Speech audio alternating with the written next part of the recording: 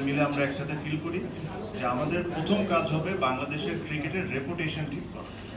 এই লাস্ট 1-1.5 বছরে যে রেপুটেশন ড্যামেজ হয়েছে বাংলাদেশের ক্রিকেটে, এই ক্রিকেটের রেপুটেশনটা ঠিক করা হলো আমাদের সবচেয়ে ইম্পর্টেন্ট।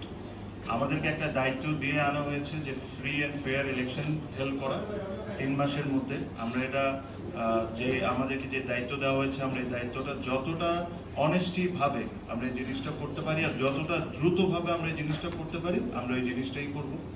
সাথে সাথে অবশ্যই আমরা ডে টু ডে অ্যাক্টিভিটিসের মধ্যে যা যা হয়েছে, ওয়ার্ল্ড কাপ ইস্যু আছে আপনারা জানেন, সব কিছু নিয়ে আমাদের যা সঠিক কাজ করার দরকার আমরা তাই করব।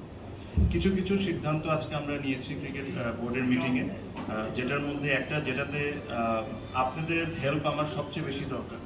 আপনারা, আমিও মনে করি আর আপনারাও ওই জিনিসটা বলেন যে আপনারা অনেক বড় স্টেক হোল্ডার। আমি এটা মনে প্রাণে বিশ্বাস করি যে journalist are a very big stakeholder. তো এই যে সিদ্ধান্তটা আমরা নিয়েছি, এই সিদ্ধান্ততে আপনাদেরকেও একটু জিনিসটা মেনটেন করতে হবে। আমরা লাস্ট অনেক বোর্ডে দেখেছি যে বিভিন্ন বোর্ড ডিরেক্টর বিভিন্ন সময় ইন্টারভিউ বা বিভিন্ন সময় অনেক কিছু বলেছে। আমরা এই জায়গা থেকে সরে এসে আমরা একজন স্পোর্টস পার্সন ঠিক করেছি, anything to do with the board please contact him. ওটা আমরা সিদ্ধান্ত নিয়েছি, ওটা তানজিল ভাই হবে।